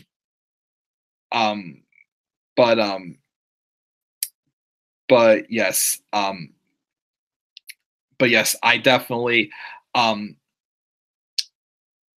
but yeah, definitely that was awesome. That was an awesome moment. And Robbie says, "Hey Mike, I have to switch over to my channel for a little bit because I'm going to film my Fastlane fantasy rebooking. Feel free to leave any comments or questions. # beat up John Cena." Sure thing, Robbie. I'll definitely check it out after I finish this live stream. Definitely thanks for letting me know. Again, sorry again, we're having those issues with trying to do the live streams with you and I, but yeah, I'll definitely check that out, Robbie. Hopefully we get that resolved soon. I definitely missed our stream together. But yes, so that's my number 4 though. AJ Styles blindsiding John Cena in 2016. My number 3 is a heel turn from NXT. It is now I did not witness this heel turn live because this happened literally right before. Well, actually, here's my story. I didn't start watching NXT all the time until Christmas of 2015 when I first got the network. But the first ever takeover I watched was NXT TakeOver Rivalry, whichever one it was called, the one where Samoa Joe debuted during the match with Kevin Owens and Sami Zayn. But the pay-per-view beforehand, or 2 pay-per-views beforehand, NXT TakeOver Our Evolution, where Sami Zayn and Neville, at the time Adrian Neville, had a great NXT Championship match for Sami Zayn winning the title. And then after the match, Kevin Owens had his first match in NXT that night against CJ Parker. And Owens and Zayn being longtime friends, Owens was the last one out there to congratulate Sami, and he was walking to the back with him. All of a sudden, Owens just turned around to slam Sami into the ramp and started beating the ever-living crap out of him. it was bold, and it was just continue the history they have had. I mean, I didn't watch, Sammy or Kevin at all, when they're on the indies and, New Japan or wherever, ROH, wherever else they had gone to. But, this was definitely, bringing all that into the WWE and NXT as well. And it led to one of the best feuds of the year in 2016. And it carried over, helping them to get their story going when they got to the main roster as well with Sammy and Kevin as well. The story, they feuded each other when they both got to the main roster. And then now they're tag team partners as well, which that, for the most part, is going pretty well on SmackDown Live. I've enjoyed this, despite the fact that they're surrounded by bad head writing because of Mr. Oh, you didn't know your ass better block somebody. I actually have not seen. Let me double check Twitter, because I have not seen Road Dogg post a tweet in quite a while. I usually see it on my feed, and usually I've been posting a lot of #Fire Road Dogs, but not personally, tagging Road Dogg in them. So let's see if Road Dogg's blocked me yet.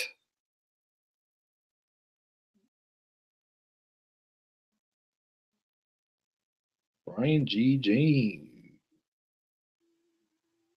Nope, Road Dogg still hasn't blocked me yet. Well, I'm not going to go out of my way to make sure Road Dogg blocks me, but I haven't seen any tweets for a while. Hey, Mike, even though this doesn't involve a face heel, I love how Daniel Bryan and Troll Triple H's security doing Occupy Raw. Here's 2 of them, just 2 of them. Yeah, that's right. Just Daniel Bryan is trolling them as well, because he had everything in the palm of his hands that night.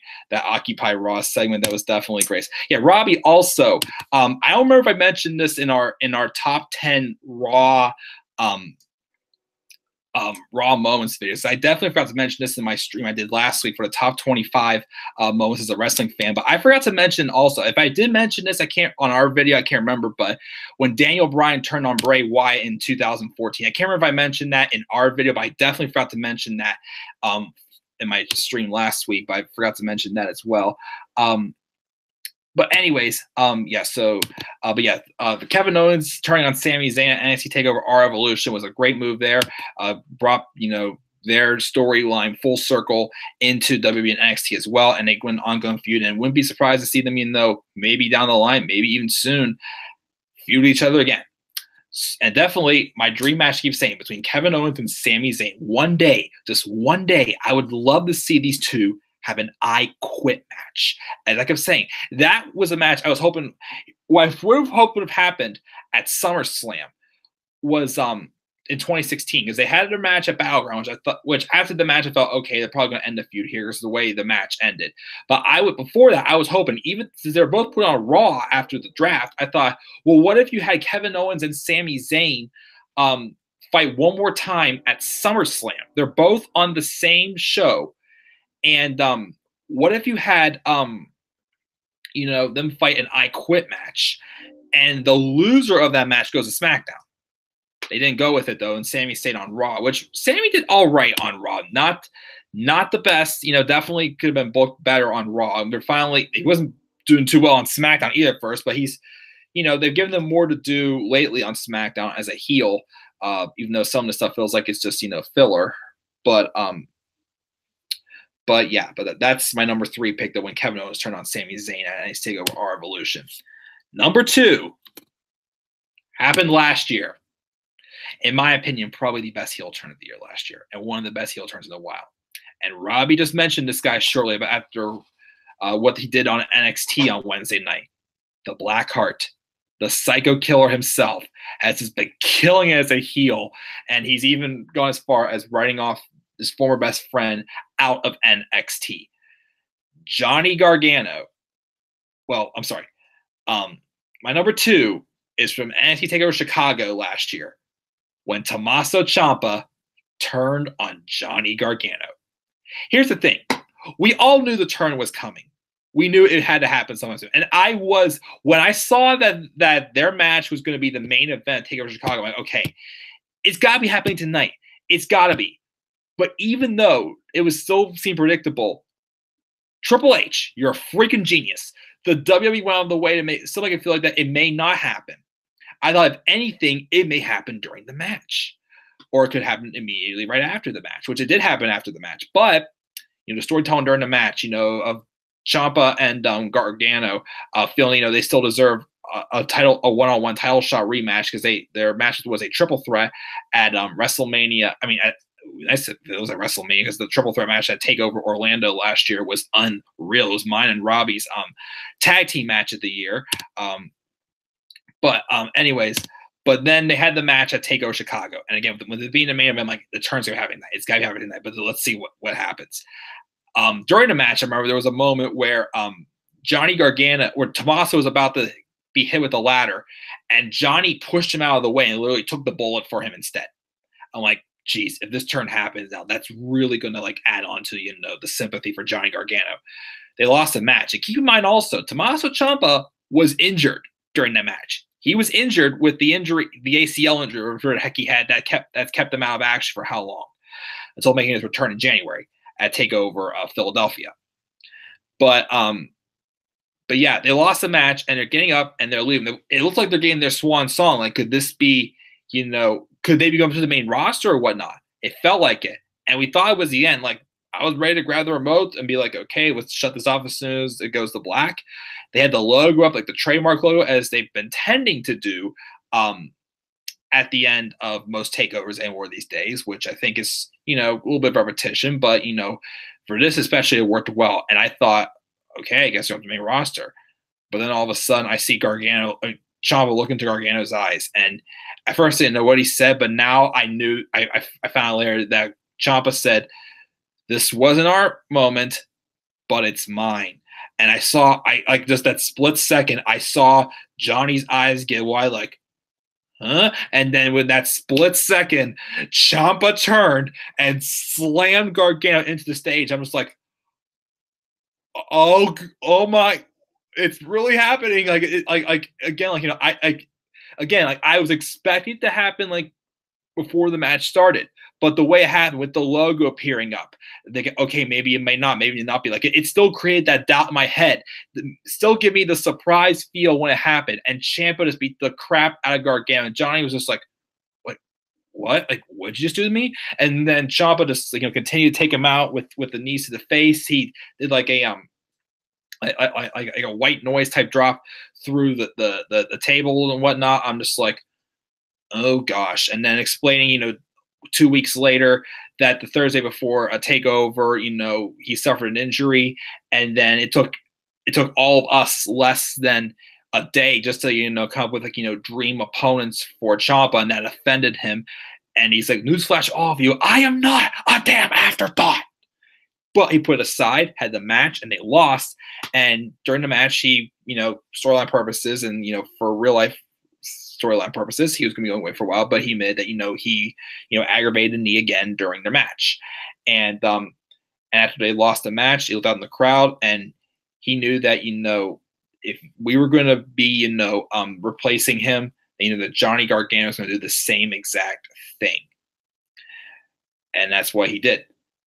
And then ever since then, he went away for a while. He's just been bullying Johnny Gargano on Twitter left and right, but it's just so great. It's like you can't help but to appreciate, how great of a talent he is, how great of a heel he is. Heck, I'm pretty sure if his shirt was available to be sold on WWE Shop, he'd be blowing merchandise sales out of the water. However, though, he even mentioned on Twitter recently, Ciampa, that so I'm being asked to sell my great design and my T-shirt on WWE Shop. Well, guess what? You people thought he was an afterthought, so I'm not going to do that. Storytelling, and it's called playing a legit psychopathic heel, and that's exactly what Tommaso Ciampa did. He he literally is just nailing it right now, and I don't know when it's going to happen. It could happen at TakeOver New Orleans, or again, as I keep saying, I think it could happen. I did not read any spoilers, so I don't know if it's going to happen at TakeOver New Orleans based off of Johnny being written out of television, or if it'll happen at TakeOver Chicago. It would be nice to see it happen at TakeOver Chicago. Gargano and Ciampa go at it, because that's where the turn happened. Even as goes as far as having Johnny beat down Ciampa where the spot where the turn happened at, just to get the revenge on him and whatnot. But again, as I keep saying, when that match happens, with how great of a match they had in the Cruiserweight Classic in 2016, there's no doubt about it, that match needs to be the main event of whichever takeover that match happens. It's going to be one hell of a match. Tommaso Ciampa versus Johnny Gargano. I can't wait for it. I'm already getting ready to pencil in as my match of the year. Just need to know which takeover it happens at. I mean, it could prove me wrong. I mean, so far my match of the year is definitely Almas and Gargano at TakeOver Philadelphia. But man, just what a moment. Don't forget Selena's Vegas Twitter trolling of Johnny Gargano, the DIY shirt and the DIY written on her nails. That too, yes. Even going through also, with them, build into the story with Andrade and Almas as well. Getting under the skin of him and Zelina Vega, getting under the skin of Johnny Gargano as well. The feud they've had, my goodness. Again, as I've said how many times when they had their match at TakeOver Brooklyn 3, you wouldn't think this feud would play on in at all going forward with their match at with the stuff going on with Gargano and Ciampa. And then it kept going on, and I just saw opportunity. That's why when I saw that Almas was going for the title, I'm thinking, okay, long-term booking. That's why I predicted, what if we have Gargano face Almas for the title at TakeOver Philadelphia if he wins it off of McIntyre? That's why I saw that long-term booking. But yes, man, it's been just a fun run. I'm just dying to know what's going to happen next with Johnny Gargano and Tommaso Ciampa, and I cannot wait. But that is my number 2. For my list of my top 10 heel turns of all time. Tommaso Ciampa turning on Johnny Gargano at NXT TakeOver Chicago. Finally, we're at the end of my lists here. So I already did my face list. My number 1 for my top 10 heel turns of all time. I kept mentioning this is going to be coming. It's coming, and it's coming.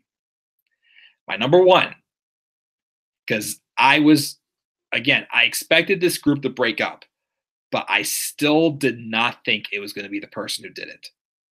My number 1 is Seth Rollins turning on the Shield in 2014.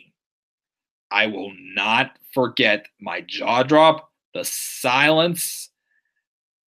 I knew the Shield was probably going to break up sometime there. I didn't 100% expect it to happen the night after Payback. I did not. I'm not saying I was fully saying that's not going to happen tonight or whatnot. I wasn't thinking in my head, oh, the Shield's probably going to break up tonight. I could see it happening.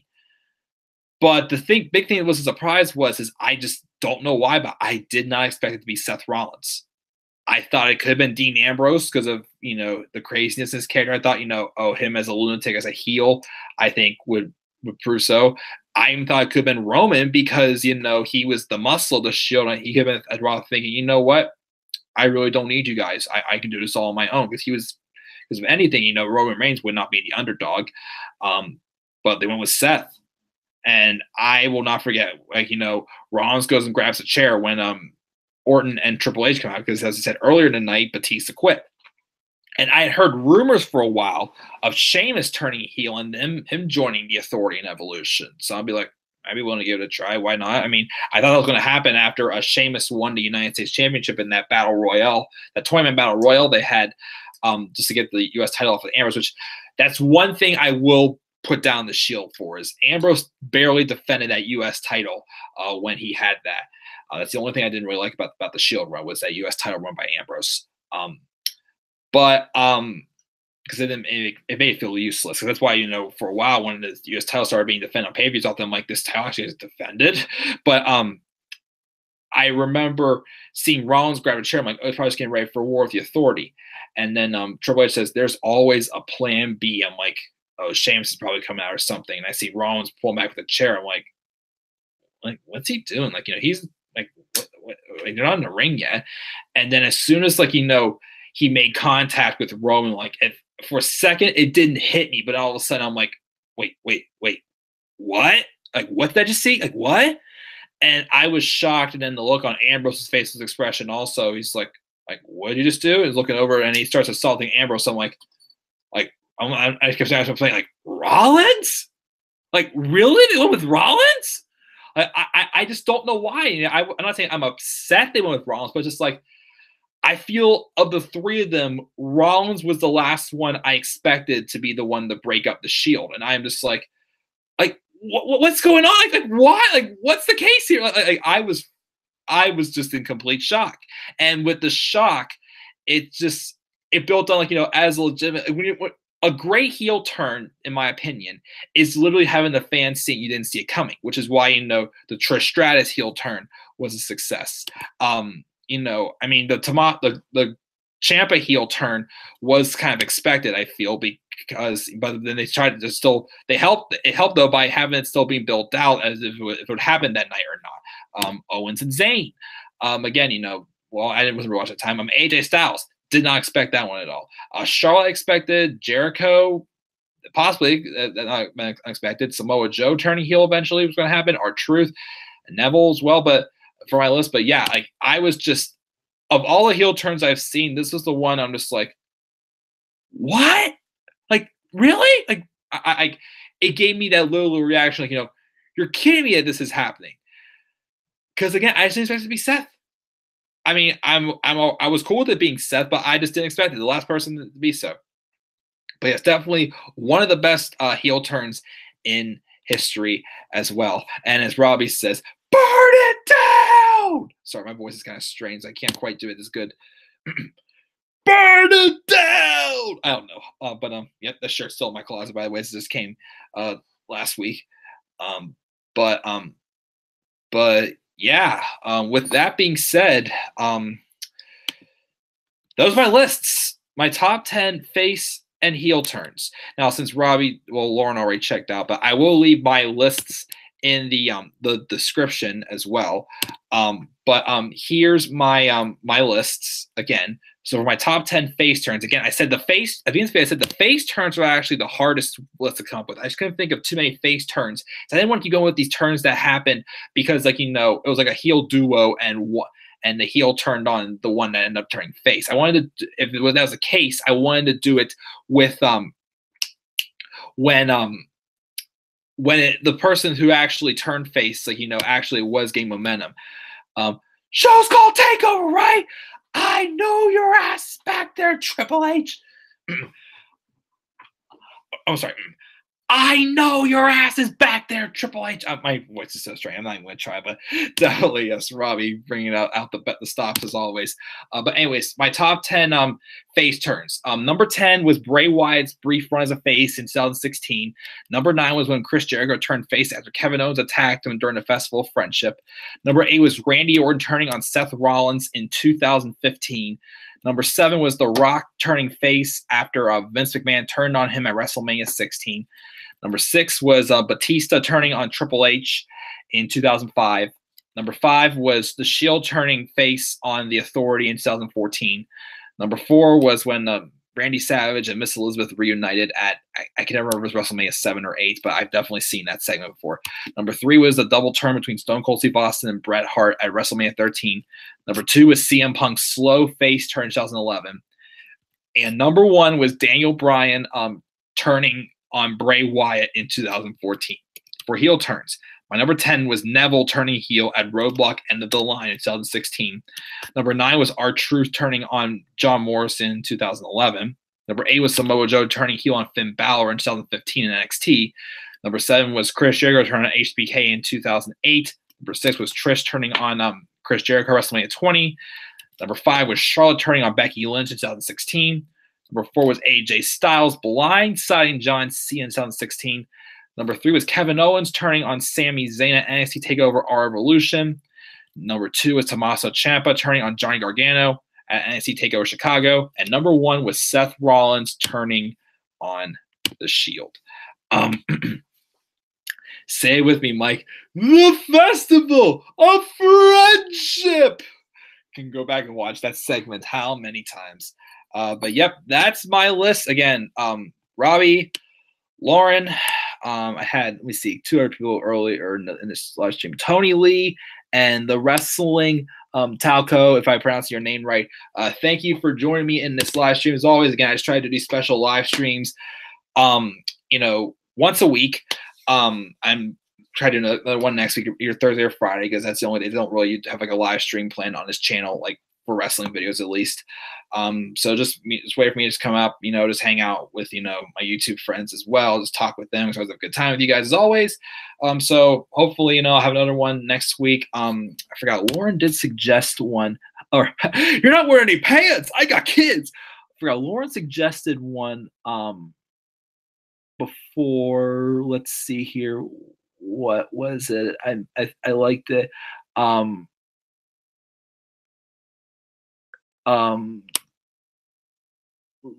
Where was it? She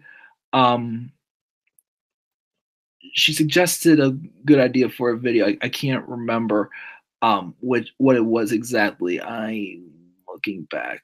Oh well, but yeah, it was a good suggestion. But if I can remember what it was, I'll definitely take into consideration. It was a good idea. But anyways, yeah, thank you guys again for tuning into this 2-hour live stream as always. Again, thank you again.